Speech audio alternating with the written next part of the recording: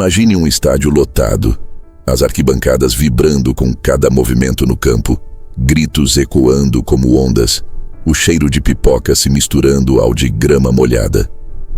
Lá embaixo, 22 jogadores correm, suam, erram, acertam e carregam nos ombros o peso de uma vitória ou de uma derrota que marcará aquela noite.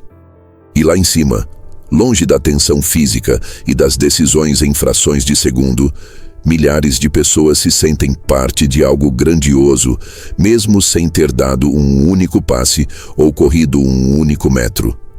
Essa é a essência do complexo do telespectador. A postura de quem vive a própria vida assistindo de fora, comentando as jogadas de outros, vibrando com conquistas alheias, lamentando derrotas que não lhe pertencem e acreditando que estar emocionalmente envolvido é o mesmo que estar de fato no jogo. Não há nada de errado em assistir, admirar ou se inspirar com o que os outros realizam. O problema começa quando isso se torna a única forma de participação. É quando a pessoa se acostuma a viver por meio das vitórias e dos fracassos alheios, enquanto sua própria história segue numa repetição previsível. Acordar, cumprir obrigações básicas, consumir informações, se entreter e voltar a dormir, esperando que, de alguma forma, apenas por estar exposta a exemplos de sucesso, a transformação aconteça por conta própria. Essa postura é sedutora porque não machuca de imediato. Pelo contrário, ela é confortável, segura e previsível. Não exige enfrentar riscos, não provoca frustrações diretas e ainda oferece pequenas doses de emoção quando vemos alguém alcançar algo impressionante. É como acompanhar uma série. A cada episódio sentimos algo intenso, mas quando a tela se apaga, nada realmente mudou do lado de cá. Esse hábito raramente se instala de um dia para o outro. Ele se constrói lentamente, como uma infiltração silenciosa que, com o tempo, corrói a estrutura de uma casa. Pode nascer de uma educação excessivamente passiva, onde o papel de aluno foi reduzido a absorver informações sem questionar ou criar. Pode vir de um ambiente familiar em que as decisões mais importantes sempre foram tomadas por outros, criando um condicionamento de esperar que alguém assuma o comando. Pode surgir de experiências traumáticas que associaram ação com dor, crítica ou humilhação, levando o cérebro a evitar qualquer cenário que traga a possibilidade de repetir aquele desconforto. O resultado é a cristalização de uma crença silenciosa. É mais seguro observar do que agir. Com o tempo, isso deixa de ser uma escolha consciente e se torna um reflexo automático. O mais perigoso é que, muitas vezes, a pessoa presa nessa armadilha não se percebe como passiva. Ela sente que está envolvida porque consome conteúdo, participa de grupos, comenta publicações, assiste palestras e lê livros.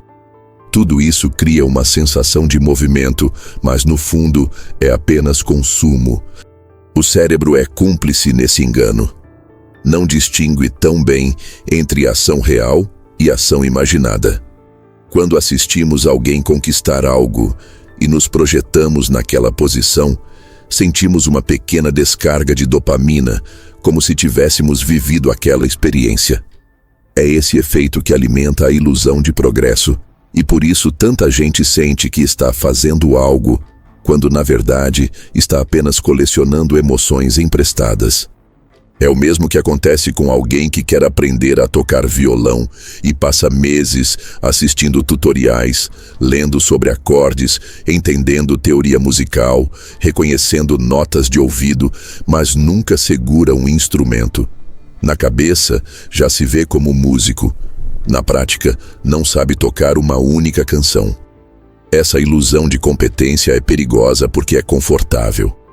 Ela alivia a ansiedade de não estar fazendo nada e permite que a pessoa continue no mesmo lugar durante anos, sem sentir urgência de mudar. Só que, enquanto isso, o tempo está passando, oportunidades estão sendo perdidas, a confiança está sendo erodida e a dependência de pequenas doses de motivação externa se torna cada vez maior. É um custo alto e silencioso, pois não existe um dia específico em que percebemos que nossa vida saiu do rumo. O que há é um acúmulo de frustrações e sonhos que vão murchando, até que nos vemos diante de um cenário onde muito do que poderíamos ter feito já não está mais ao alcance. A diferença entre viver e assistir está no que fazemos com a inspiração. Duas pessoas podem assistir à mesma maratona de vídeos motivacionais. Uma sente aquela faísca de entusiasmo, pensa em como seria bom mudar de vida e para por aí.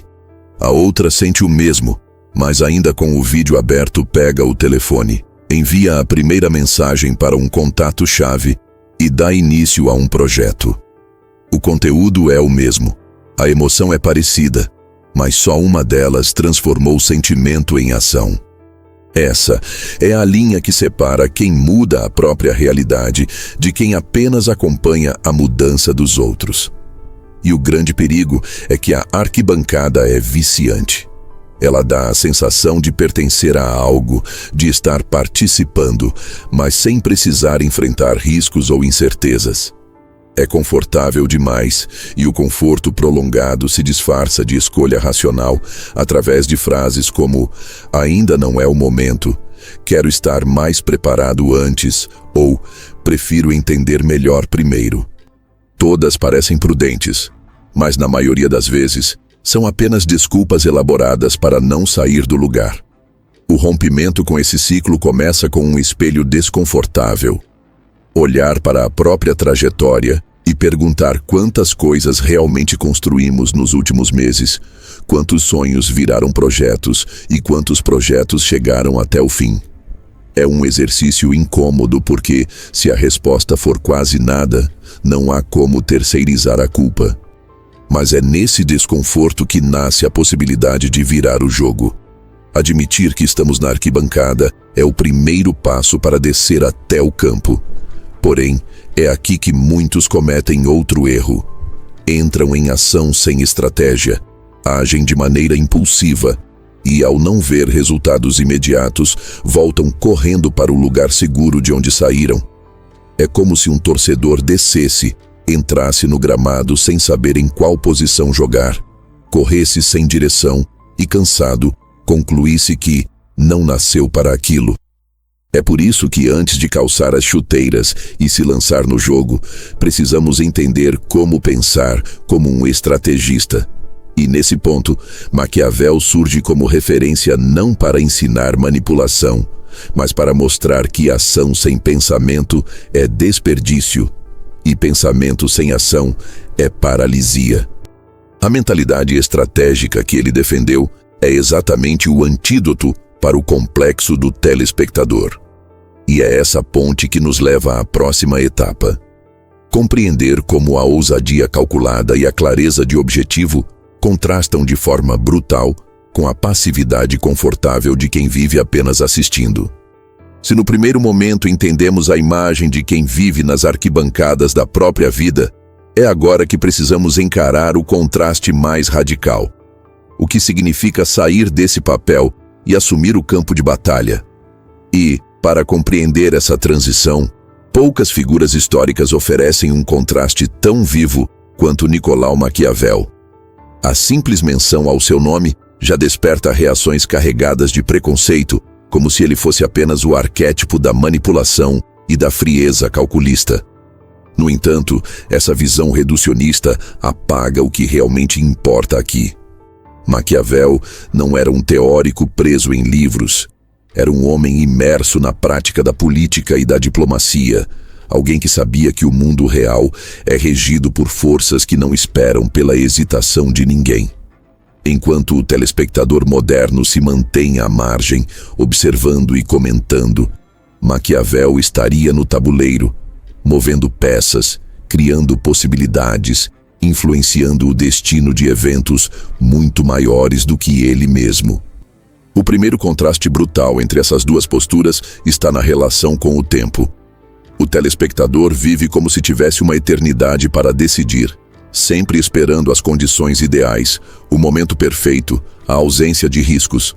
Maquiavel, por outro lado, entendia que o momento perfeito é um mito e que a história favorece os que sabem agir, mesmo com informações incompletas.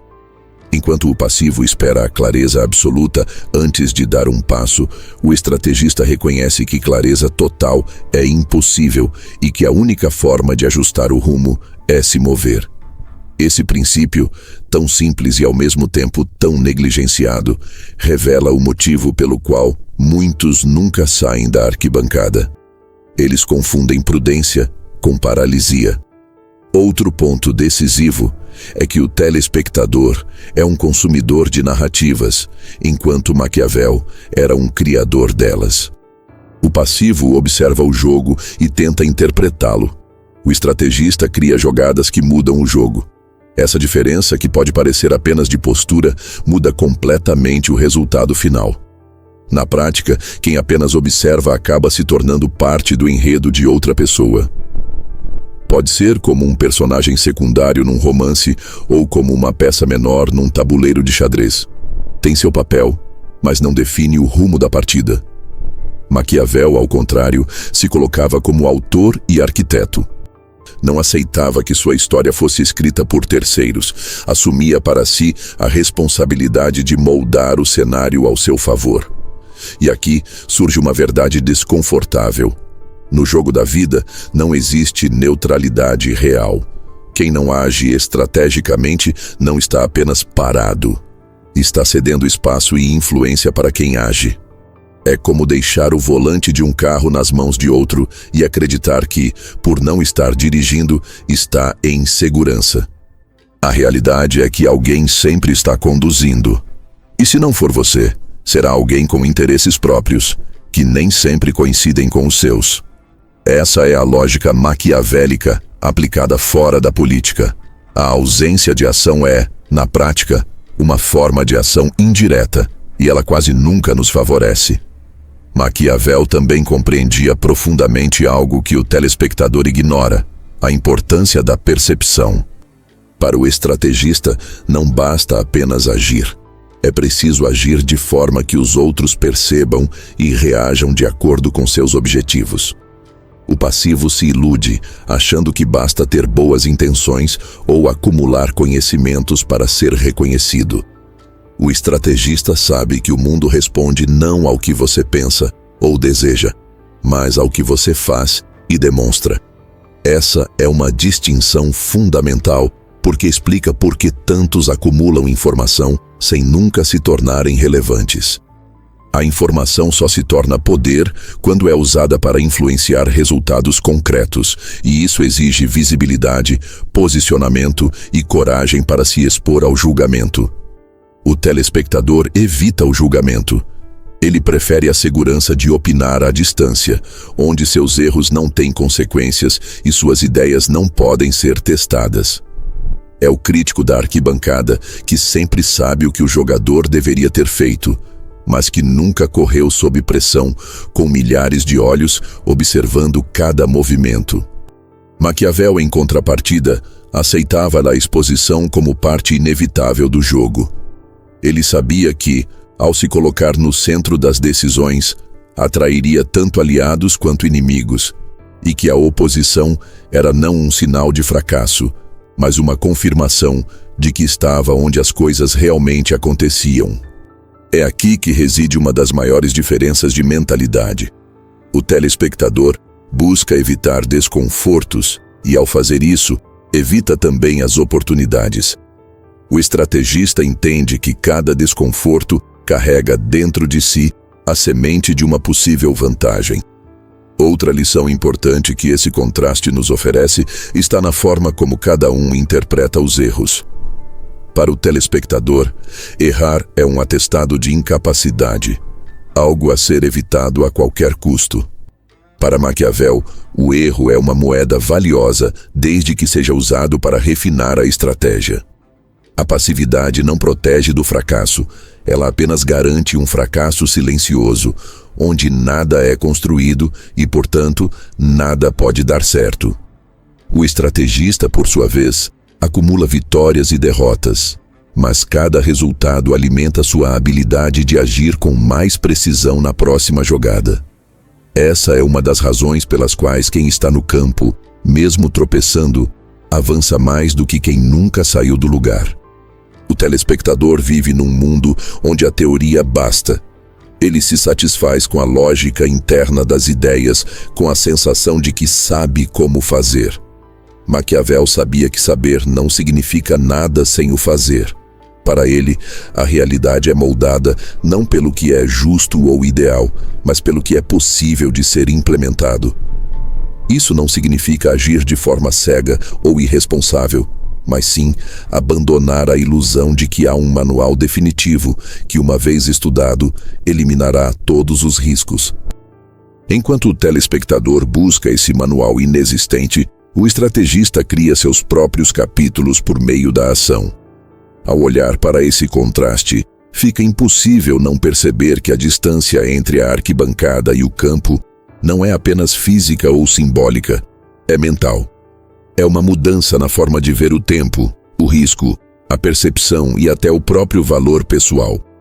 Maquiavel nos lembra que o poder de moldar o destino não está disponível para quem apenas observa, mas para quem decide entrar no jogo, sabendo que será alvo de críticas, que enfrentará imprevistos e que precisará recalcular rotas mais vezes do que gostaria.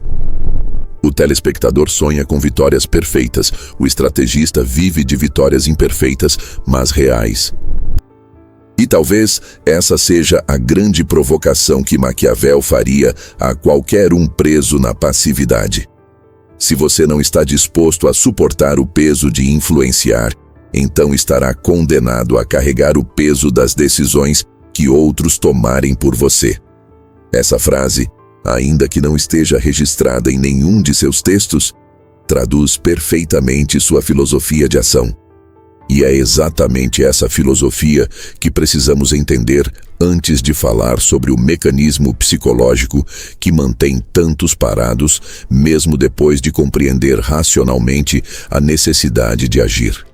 Porque, como veremos a seguir, a passividade não é apenas uma escolha consciente.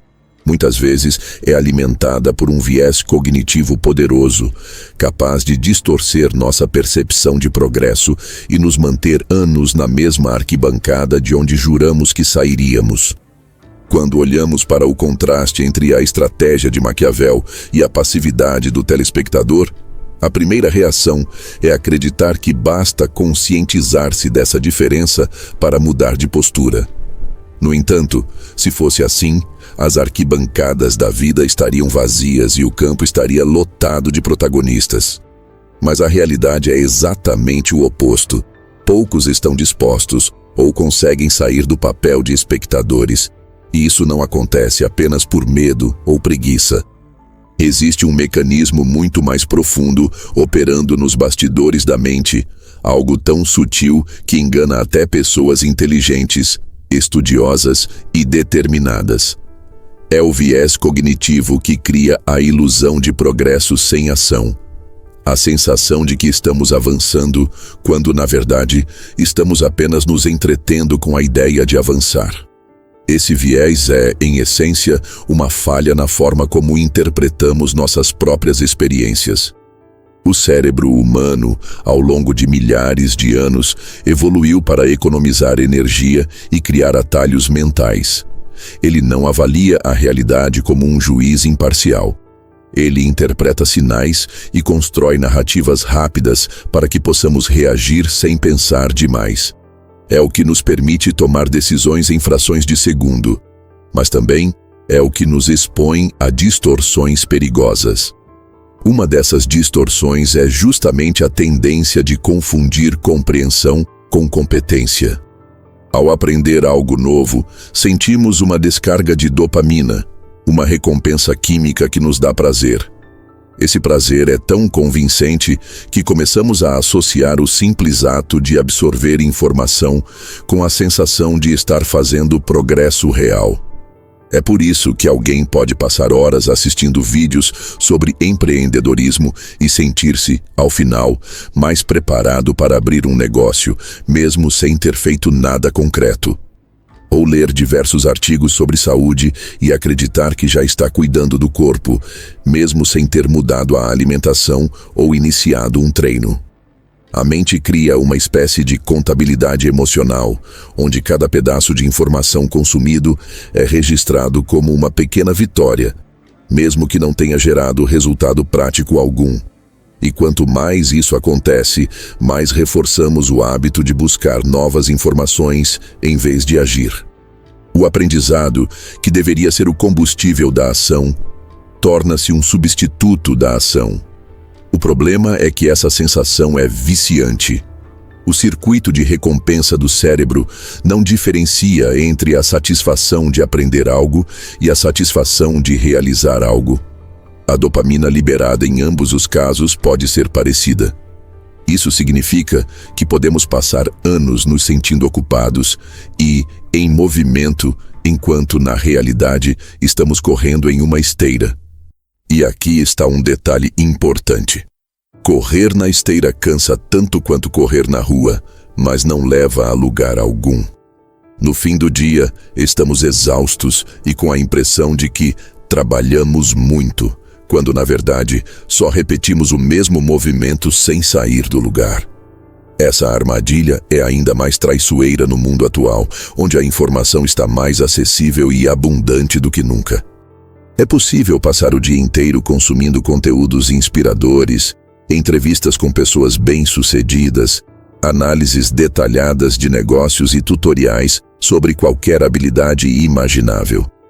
E tudo isso sem sair da frente de uma tela. O risco é que, cercados por essa avalanche de informações, passamos a confundir estar bem informados com estar preparados. A preparação real, no entanto, não se mede pela quantidade de coisas que sabemos, mas pela quantidade de coisas que conseguimos colocar em prática e sustentar ao longo do tempo. Esse viés também alimenta uma outra ilusão, a de que precisamos estar completamente prontos antes de agir. É como se cada novo pedaço de conhecimento revelasse que ainda há mais para aprender. E assim, adiamos indefinidamente o início. A mente cria a justificativa perfeita. Ainda não é hora, estou estudando para estar melhor preparado. O problema é que sem aplicação prática, esse estudo se torna um looping infinito, uma preparação que nunca se concretiza em execução. É a síndrome do quase pronto que mantém tantos talentos presos no mesmo ponto durante anos. E, para piorar, essa distorção cognitiva se alimenta da validação externa. Ao compartilhar o que aprendemos em redes sociais, recebemos curtidas, comentários e elogios. Esse reforço social nos dá ainda mais dopamina, criando a sensação de reconhecimento, como se estivéssemos sendo recompensados não apenas por aprender, mas por inspirar outros com o nosso aprendizado. No entanto, inspirar sem agir é como vender o trailer de um filme que nunca será produzido. É bonito, chama a atenção, mas não entrega nada de concreto. Talvez o exemplo mais claro dessa ilusão seja o do entusiasta eterno. Aquela pessoa que está sempre empolgada com um novo projeto, um novo método, um novo curso, mas que nunca leva nada até o fim. Ela começa, se envolve, fala sobre o assunto com paixão, mas logo abandona quando a empolgação inicial passa. Isso acontece porque a dopamina não vem do resultado, mas do início, do ato de aprender algo novo e imaginar-se executando. Quando chega a hora da execução real, com suas dificuldades e monotonia, o cérebro não sente mais a mesma recompensa e busca o próximo estímulo, reiniciando o ciclo. Esse viés não é apenas um capricho psicológico, Ele é um mecanismo biológico que precisa ser entendido e combatido conscientemente. Ignorá-lo significa permanecer preso a um estado de movimento ilusório, onde todo o esforço é gasto em imaginar o que poderia ser, em vez de construir o que pode ser. E é exatamente esse mecanismo que Maquiavel, de forma implícita, nos alertaria para superar. Ele sabia que o poder não é dado a quem sabe mais, mas a quem transforma o que sabe em ação eficaz. O conhecimento sem aplicação não é poder, é apenas peso morto que nos dá a sensação de estar carregando algo valioso, quando na verdade só nos torna mais lentos. Ao compreender como esse viés funciona, começamos a perceber que ele não é apenas uma questão de falta de disciplina, mas uma distorção de percepção que exige vigilância constante. É como um espelho que nos mostra uma imagem ligeiramente mais alta, mais forte e mais preparada do que realmente somos. E se não tivermos coragem de medir a realidade fora do espelho, passaremos a vida confiando nessa imagem falsa, acreditando que já estamos prontos enquanto a vida real segue exigindo movimentos que nunca fazemos. E aqui chegamos a um ponto crucial. Enquanto não corrigirmos essa percepção distorcida, todo o conhecimento que adquirirmos continuará servindo apenas como entretenimento intelectual. O próximo passo é compreender como esse viés se encaixa em um ciclo vicioso, um padrão repetitivo de consumo, satisfação momentânea e estagnação que mantém milhões de pessoas nas arquibancadas, sentindo-se ocupadas e envolvidas, mas sem nunca mudar o placar da própria vida. E é exatamente esse ciclo que vamos expor a seguir, para que seja impossível não enxergar como ele prende até os mais determinados. Uma vez que entendemos como o viés cognitivo cria a ilusão de progresso, conseguimos enxergar que ele não atua sozinho. Ele é o combustível de um mecanismo mais amplo e mais cruel, um ciclo que aprisiona as pessoas por anos e, em alguns casos, por toda a vida. Esse ciclo é tão sutil que muitos o confundem com estilo de vida ou rotina produtiva, quando na verdade é apenas uma repetição disfarçada de progresso. É um padrão composto por 3 etapas que se alimentam mutuamente: o consumo de informação ou estímulo, a satisfação momentânea que esse consumo gera e a estagnação que inevitavelmente se segue. A armadilha é que, no final, a estagnação cria um vazio emocional que nos empurra de volta para o consumo, reiniciando a sequência.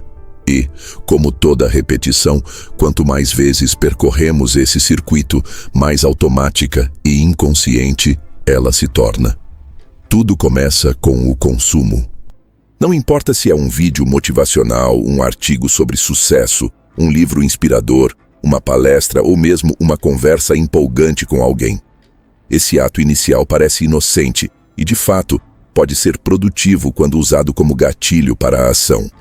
Mas o problema é que, para a maioria, ele se torna o ponto final. Consumir conteúdo é muito mais fácil do que aplicá-lo, e o cérebro adora facilidade.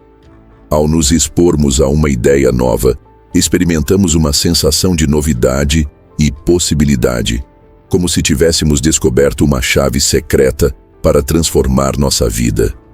Esse momento é sedutor porque, por alguns instantes, acreditamos que estamos no caminho da mudança. E é aqui que entra a segunda etapa, a satisfação momentânea. Ela vem na forma de dopamina, aquele neurotransmissor responsável pela sensação de prazer e recompensa. Sentimos que estamos fazendo algo por nós mesmos, que estamos evoluindo. E essa sensação, embora breve, é intensa o suficiente para nos dar a impressão de progresso. O perigo é que, ao experimentar essa recompensa emocional, a urgência de agir diminui. Afinal, já nos sentimos bem, já tivemos nossa dose de motivação, e o impulso inicial começa a se dissipar. Muitas vezes, essa satisfação é reforçada pela validação social. Quando compartilhamos a nova ideia ou conhecimento que adquirimos, Recebemos elogios, curtidas e comentários que reforçam ainda mais a ilusão de avanço. Mas então chegamos à terceira etapa, a estagnação. Depois de alguns dias, ou em muitos casos apenas algumas horas, percebemos que nada mudou de fato.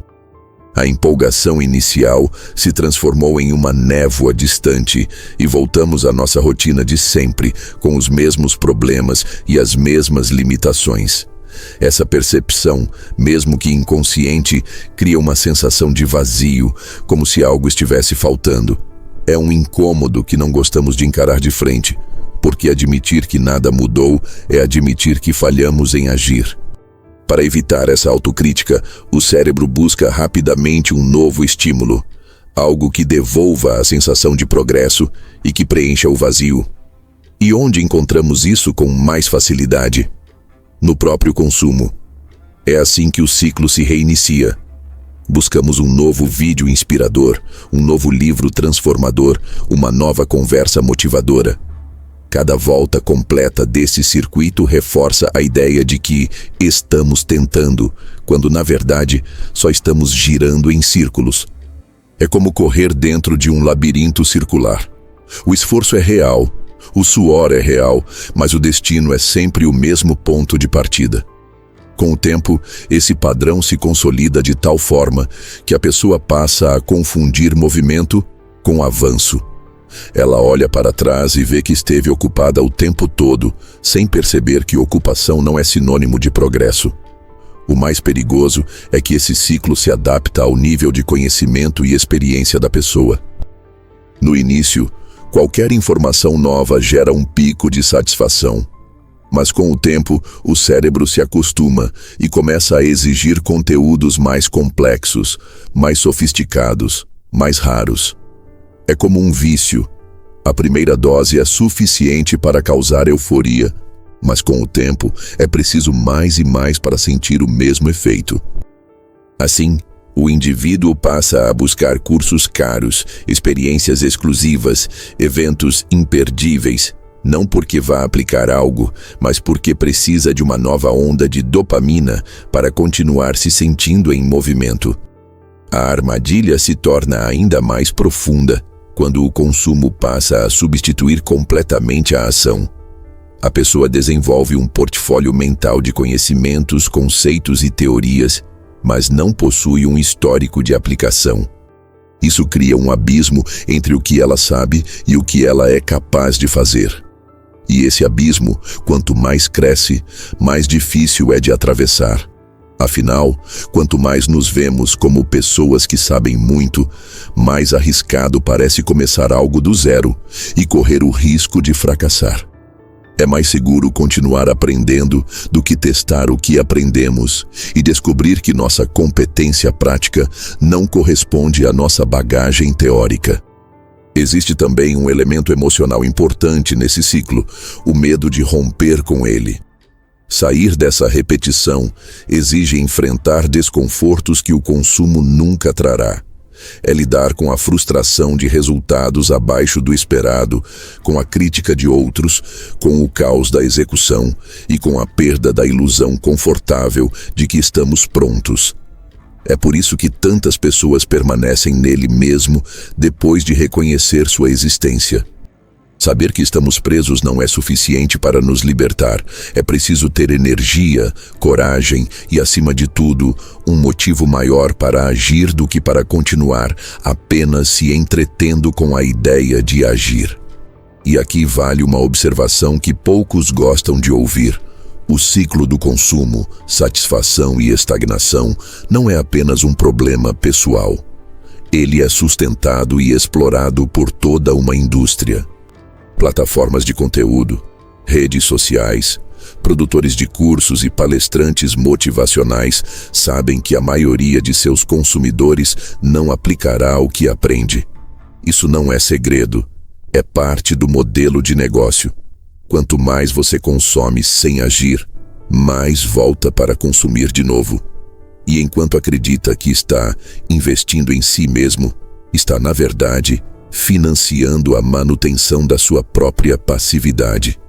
Romper com esse ciclo exige uma mudança radical de mentalidade, deixar de ver o consumo como fim e começar a vê-lo apenas como meio. A informação precisa ser imediatamente conectada a uma ação concreta, por menor que seja, para que não se perca no oceano de ideias não aplicadas. É aqui que a filosofia maquiavélica volta a ter força. Ela nos lembra que o conhecimento só se torna útil quando molda a realidade. E moldar a realidade exige ação deliberada, mesmo que imperfeita.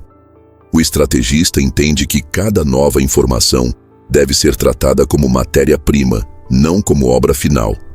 E para que isso aconteça, é preciso romper a sequência automática que leva do consumo direto para a satisfação, inserindo no meio uma etapa obrigatória: a execução. Esse é o primeiro passo para desarmar o ciclo, mas ele não é suficiente. Porque, como veremos a seguir, por trás dessa repetição, existe um conjunto de raízes emocionais que sustentam e justificam a passividade. E essas raízes são muito mais profundas do que qualquer estratégia superficial de produtividade pode alcançar. Elas estão enraizadas em medo, insegurança e uma busca incessante por conforto emocional, e enquanto não forem expostas, o ciclo sempre encontrará uma forma de se restabelecer. Quando olhamos para o ciclo do consumo, satisfação momentânea e estagnação, é tentador acreditar que estamos diante de um problema puramente comportamental, algo que poderia ser resolvido apenas com disciplina, organização ou um método de produtividade mais eficiente. Mas, se fosse apenas isso, qualquer pessoa determinada conseguiria romper o padrão em questão de semanas. A realidade é muito mais complexa, porque o que sustenta a passividade não são apenas hábitos mal ajustados, mas sim raízes emocionais profundas, muitas vezes invisíveis, até para quem vive preso a elas. Essas raízes atuam como âncoras silenciosas, impedindo que avancemos mesmo quando temos clareza sobre o que fazer e motivação para começar. E o mais impressionante é que elas raramente se apresentam como medo ou insegurança de forma explícita. Em geral, se disfarçam de justificativas racionais, escolhas conscientes e até de prudência exagerada. Uma dessas raízes é o medo de errar. Esse medo não é apenas a aversão à frustração, mas uma espécie de preservação da autoimagem. Quando permanecemos na arquibancada, podemos manter intacta a ideia de que poderíamos ter feito se quiséssemos. O erro, por outro lado, nos obriga a confrontar a distância entre quem acreditamos ser e o que realmente somos em termos de competência prática. É por isso que muitas pessoas preferem não tentar. Agir pode destruir a fantasia confortável de potencial ilimitado. É mais seguro viver na possibilidade do que na realidade, porque a possibilidade nunca nos decepciona. Ela é perfeita enquanto não é testada. Essa dinâmica cria um paradoxo cruel. O medo de perder a ilusão de grandeza impede que qualquer grandeza real se concretize. Outro pilar emocional da passividade é a necessidade de aprovação. Desde cedo, aprendemos a buscar validação externa para medir nosso valor. E a ação concreta, especialmente no início, raramente vem acompanhada de aplausos imediatos. Pelo contrário, ela costuma atrair críticas, questionamentos e olhares desconfiados. Quem está acostumado a viver de aceitação instantânea, seja de familiares, amigos ou redes sociais, sente um choque ao perceber que agir de forma independente e corajosa pode significar perder parte desse apoio. A arquibancada, nesse sentido, oferece um refúgio seguro. Lá, podemos criticar e opinar sem colocar nossa reputação em jogo, acumulando reconhecimento barato por frases bem colocadas e ideias não testadas. Existe também o conforto mental, um inimigo invisível e poderoso. O ser humano, por natureza, busca economia de energia física e emocional. Agir exige enfrentar incertezas, tomar decisões sob pressão, lidar com imprevistos e administrar a frustração inevitável que acompanha qualquer tentativa de mudança. Permanecer passivo, por outro lado, preserva nossa energia mental e nos mantém dentro de rotinas previsíveis. Esse conforto é viciante, porque a mente associa previsibilidade à segurança. Mesmo quando a situação atual não nos satisfaz, o simples fato de conhecê-la em detalhes a torna mais tolerável do que o desconhecido. É assim que muitos se mantêm presos a empregos que odeiam, relacionamentos que não os fazem felizes ou hábitos que os destroem lentamente. Não porque acreditam que essas condições são boas, mas porque são conhecidas. As raízes emocionais também têm um aspecto social que não pode ser ignorado. Vivemos em um ambiente que, apesar de exaltar a coragem e a inovação, pune de forma implacável os erros públicos. Uma falha cometida em silêncio, longe dos olhos alheios, é suportável. Uma falha exposta é amplificada, comentada e muitas vezes eternizada nas redes sociais. Essa pressão social cria uma aversão ainda maior ao risco, reforçando a decisão inconsciente de permanecer como espectador. Afinal, quem não joga, não erra. E quem não erra, não é alvo de piadas, críticas ou ataques. O curioso é que essa mesma dinâmica, quando analisada de forma estratégica, revela uma contradição importante. A necessidade de evitar riscos para proteger a autoestima, na prática, acaba corroendo justamente a confiança que tentamos preservar. A cada oportunidade não aproveitada, acumulamos provas internas de que não somos capazes de agir. É um desgaste lento, quase imperceptível, que mina nossa autopercepção de competência. Depois de anos, essa erosão emocional se manifesta como falta de motivação, apatia ou até cinismo em relação a quem tenta mudar de vida. O espectador de longa data começa a desacreditar não só de si mesmo, mas do próprio conceito de transformação, como se quisesse justificar para si e para os outros que ninguém muda de verdade. Existe ainda um fator biográfico importante. Muitas pessoas carregam experiências passadas que reforçaram o medo da exposição. Pode ter sido um fracasso mal administrado, uma crítica cruel recebida em um momento de vulnerabilidade, ou até mesmo um sucesso temporário que foi seguido de uma queda dolorosa. A mente registra esses episódios como alertas e, a partir daí, cria mecanismos automáticos para evitar que algo parecido aconteça novamente. É assim que, mesmo diante de oportunidades claras, sentimos uma força interna puxando de volta para o conhecido, como se houvesse um alarme disparando toda vez que nos aproximamos de um cenário de risco. O que torna tudo ainda mais complicado é que, para quem está de fora, essa resistência não parece medo, mas sim lógica. As pessoas que vivem presas nessas raízes emocionais são muitas vezes vistas como ponderadas, cautelosas ou realistas. E, de fato, a cautela tem seu valor. Mas, quando se torna uma desculpa disfarçada para evitar qualquer movimento, deixa de ser prudência e se transforma em paralisia racionalizada. O problema é que essa paralisia é confortável o suficiente para ser sustentada por décadas, e nesse tempo, todos os potenciais inexplorados se transformam em arrependimento acumulado. Romper com essas raízes não é um processo instantâneo nem simples. É preciso primeiro reconhecer que elas existem e aceitar que são mais emocionais do que racionais. Depois, é necessário criar pequenos choques de realidade. Ações concretas que desafiem diretamente o medo, a necessidade de aprovação e o apego ao conforto. Esses choques não precisam ser grandiosos, mas devem ser deliberados e frequentes, para que o cérebro comece a associar o risco não apenas à dor, mas também a crescimento e recompensa. É uma reprogramação que exige paciência e, principalmente, disposição para enfrentar a vulnerabilidade. E aqui é inevitável voltar a Maquiavel, porque ele entendia que a ação estratégica não é apenas uma questão de inteligência, mas também de coragem emocional. O estrategista não se ilude achando que não sentirá medo. Ele apenas não permite que esse medo se torne o fator decisivo. Ele sabe que, por trás da aparência de racionalidade, a passividade é alimentada por inseguranças que só se dissolvem na prática.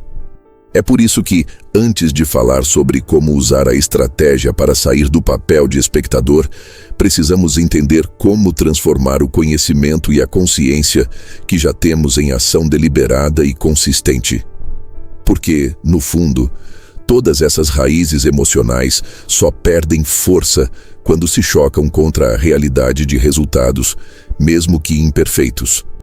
No próximo ponto, vamos finalmente explorar como a mentalidade maquiavélica, aliando clareza estratégica à execução implacável, se torna não apenas uma alternativa, mas o antídoto direto para o complexo do telespectador.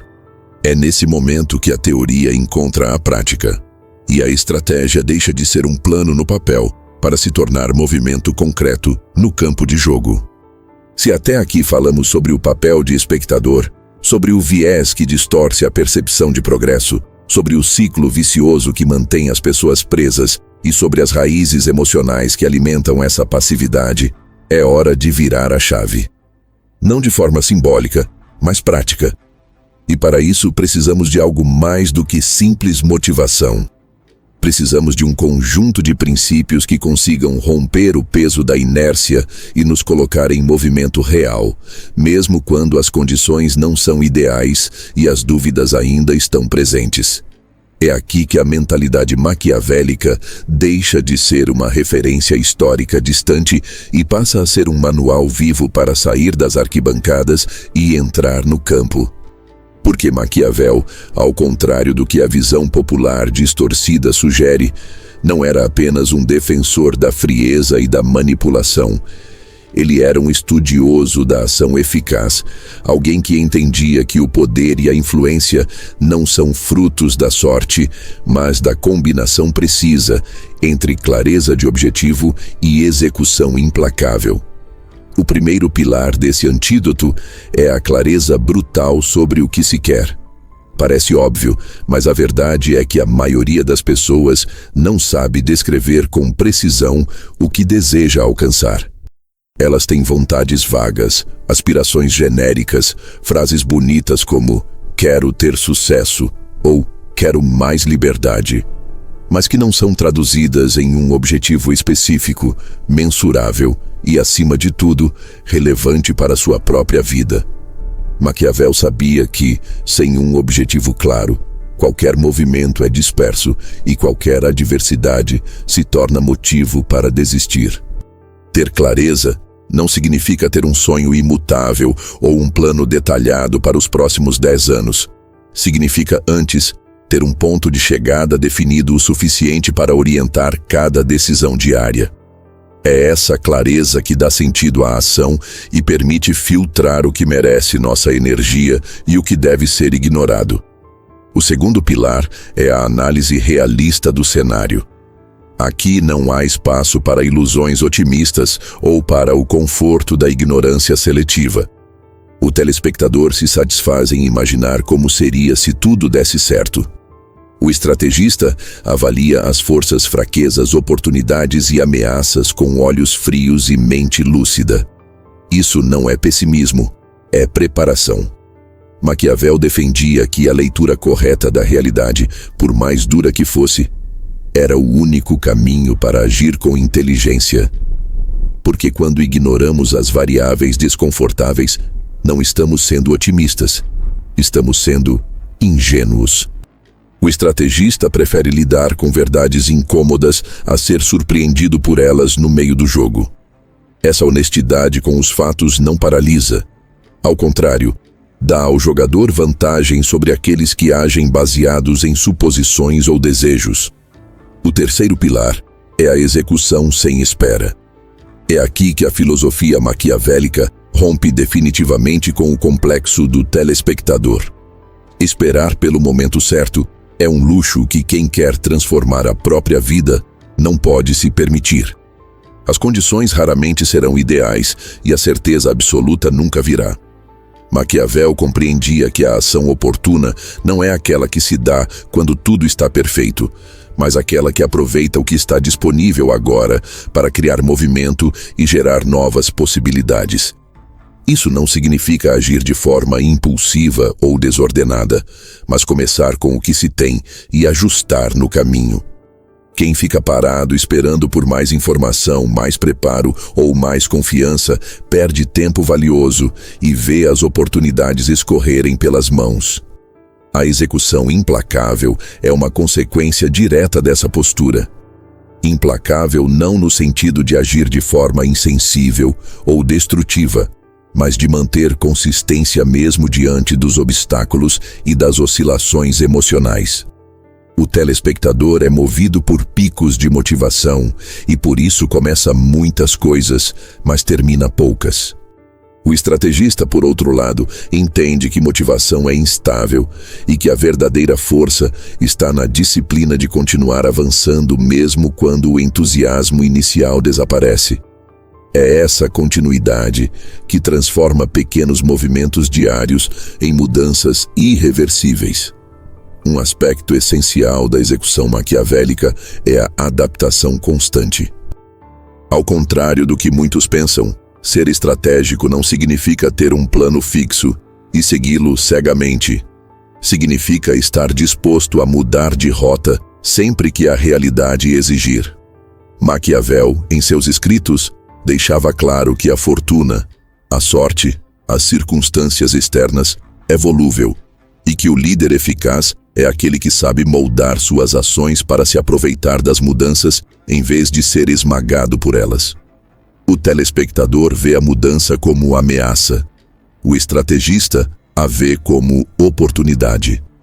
Essa flexibilidade exige desprendimento emocional, porque muitas vezes é preciso abandonar ideias queridas ou projetos nos quais investimos tempo e energia. Mas é exatamente essa capacidade de desapegar-se que mantém o estrategista sempre em posição de vantagem. Outro ponto que não pode ser ignorado é que o pensamento estratégico maquiavélico não é um exercício solitário. Ao contrário, ele leva em conta as alianças, as influências e as percepções alheias. Maquiavel sabia que, por mais competente que alguém seja, agir isoladamente limita o alcance e a eficácia. Ele compreendia que o poder se fortalece no jogo de relações e que saber quando e como envolver outras pessoas nos próprios planos é tão importante quanto a habilidade técnica para executá-los. Para o telespectador, a rede de contatos é muitas vezes apenas um grupo social. Para o estrategista, é um campo de forças que pode acelerar ou travar qualquer movimento. Mas talvez o traço mais transformador desse antídoto seja o compromisso com a realidade, em vez de com a imagem. O telespectador vive muito mais para parecer do que para ser.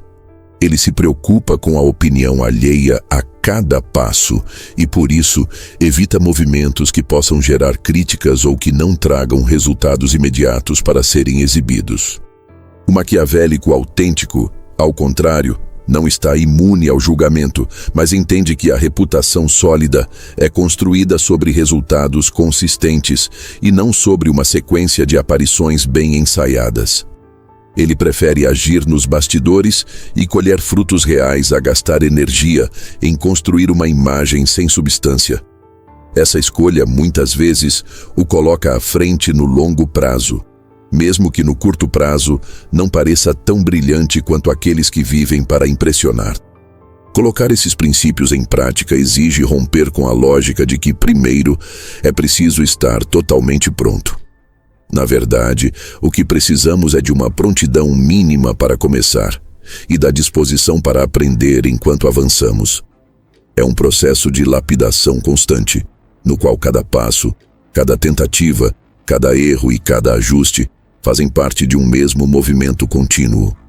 Ao adotar a clareza brutal sobre o objetivo, a análise realista do cenário e a execução sem espera, deixamos de depender de picos de inspiração e passamos a operar em um modo de ação sustentada.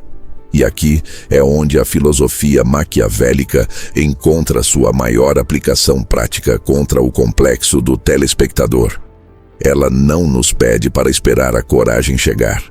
Ela nos convida a agir, apesar da falta de coragem, confiando que ela surgirá no caminho.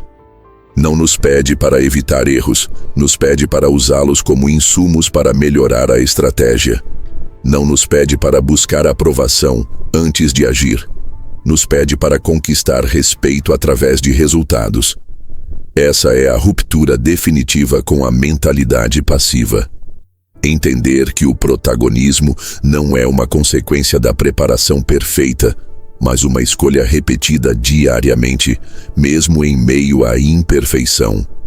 E é exatamente nesse ponto, quando passamos a unir pensamento estratégico e execução implacável, que surge a oportunidade de fazer a transição definitiva, deixar a plateia e ocupar o palco, não como figurante, mas como protagonista consciente do jogo que está jogando. E é sobre essa transformação, de observador para agente ativo, de comentarista para autor da própria história, que vamos falar a seguir, explorando o ponto de virada que define quem apenas assiste e quem decide escrever o próprio roteiro. Chegamos ao momento mais delicado dessa jornada. O instante em que alguém decide, de forma consciente e irreversível, sair das arquibancadas e entrar no campo. Até aqui, falamos sobre as causas da passividade, os mecanismos que a mantêm viva, as ilusões que nos fazem acreditar que estamos avançando e as raízes emocionais que nos prendem.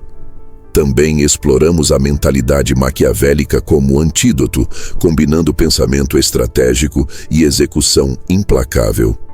Mas nada disso tem valor real, se não for traduzido em um gesto concreto, um movimento claro que simbolize a transição definitiva do papel de espectador para o papel de protagonista. E é sobre esse ponto de virada que precisamos falar, porque ele não acontece de forma espontânea ou mágica. Ele precisa ser provocado, cultivado e sustentado com uma consciência muito mais profunda do que simples entusiasmo. O primeiro aspecto que precisamos entender é que essa transformação não é um ato único, um momento de glória que muda tudo para sempre. Ela é, na verdade, uma série de decisões diárias que começam com um primeiro passo mais visível e simbólico. Esse passo inicial pode variar muito de pessoa para pessoa. Para alguns, é finalmente lançar um projeto que estava na gaveta há anos. Para outros, é tomar uma decisão corajosa de encerrar um ciclo que já não faz sentido. Para outros ainda, é simplesmente assumir publicamente um compromisso que os obrigue a agir. O que importa não é a grandiosidade do movimento, mas o fato de que ele represente, de maneira inconfundível, a escolha de deixar de assistir para começar a participar. Essa decisão exige um rompimento interno com a identidade de espectador.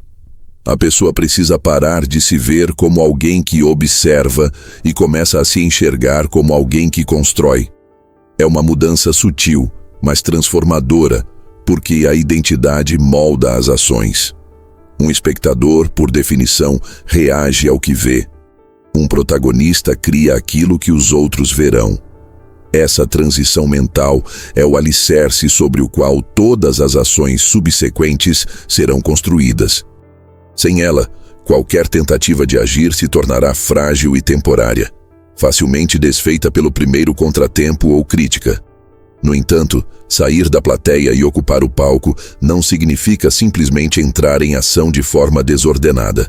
É preciso fazer isso com a clareza estratégica de quem já compreendeu que o palco é um lugar de exposição, de risco e de constante avaliação. Ao entrar nele, você se torna visível não apenas para quem o apoia, mas também para quem deseja vê-lo falhar.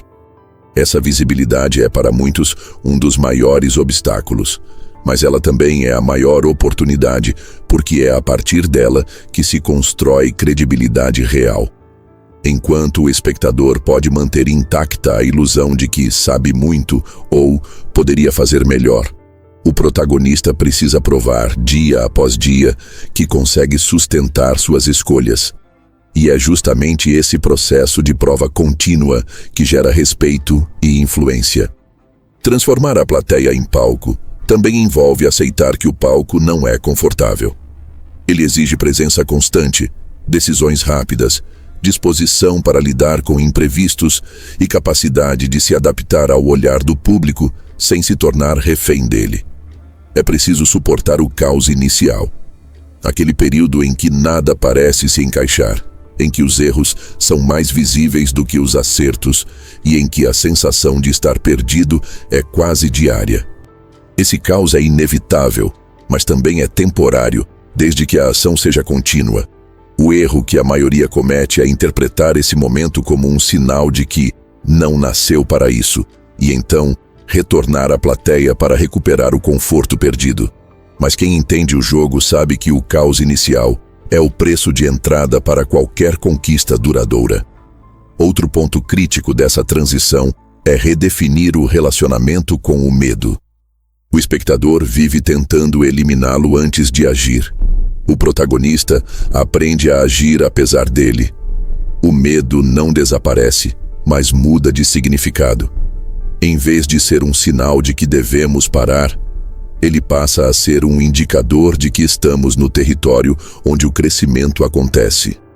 É nesse sentido que Maquiavel, se estivesse ao nosso lado, diria que a ousadia calculada é mais valiosa do que a prudência paralisante. Porque no final, não é a ausência de medo que nos torna fortes, mas a familiaridade com ele, a habilidade de reconhecê-lo, respeitá-lo e, ainda assim, avançar. Essa mudança de postura também exige uma revisão profunda da forma como medimos progresso. O espectador tende a medir pelo que aprende, pelo que planeja ou pelo que imagina que faria em determinadas situações. O protagonista mede pelo que fez, pelo impacto real das suas ações, pela quantidade de problemas resolvidos e oportunidades criadas. É uma métrica menos glamourosa, porque os números concretos muitas vezes são menores do que gostaríamos, mas é também uma métrica honesta, que nos mantém conectados com a realidade. Ao adotar esse critério, cada pequeno avanço se torna combustível para o próximo movimento, criando um ciclo de progresso real que substitui o ciclo vicioso da estagnação. Talvez o elemento mais libertador dessa transição seja perceber que o palco não é um lugar exclusivo. Ao contrário da arquibancada, onde o espaço é praticamente ilimitado, o palco parece, à primeira vista, restrito a poucos. Mas essa é uma ilusão. Na vida real, o palco não é um espaço fixo. Ele se expande para acomodar todos aqueles que têm coragem de entrar nele. O problema é que, como a maioria prefere assistir, ele nunca fica lotado. Isso significa que há sempre espaço para mais um jogador, mais um criador, mais um protagonista. A única pergunta é se você está disposto a lidar com as responsabilidades que vêm com esse espaço. Transformar a plateia em palco não é, portanto, uma questão de oportunidade rara ou de circunstâncias perfeitas. É uma escolha que começa com um ato de coragem e se sustenta com disciplina. É aceitar que você será visto, julgado e testado. É entender que haverá momentos de incerteza, de desordem e até de solidão. Mas é também saber que cada um desses momentos constrói algo que nenhum tempo na arquibancada jamais poderá oferecer. A sensação inconfundível de estar vivendo a própria história, em vez de apenas assisti-la acontecer. E é exatamente aqui que deixamos um gancho para o que vem depois. Porque entrar no palco é apenas o começo. O verdadeiro desafio é permanecer nele, evoluir dentro dele e, com o tempo, aprender a criar seu próprio espetáculo, de tal forma que outros deixem de ser apenas plateia para se tornarem também protagonistas. Esse é o ciclo virtuoso que substitui o antigo ciclo vicioso. Um ciclo em que ação gera aprendizado. Aprendizado gera impacto, e impacto gera novas ações, criando um movimento contínuo que não depende mais de motivação passageira, mas de um propósito enraizado. E é sobre como sustentar esse novo ciclo que poderíamos nos aprofundar a seguir. Porque é nele que a mudança deixa de ser uma virada de momento para se tornar uma transformação definitiva.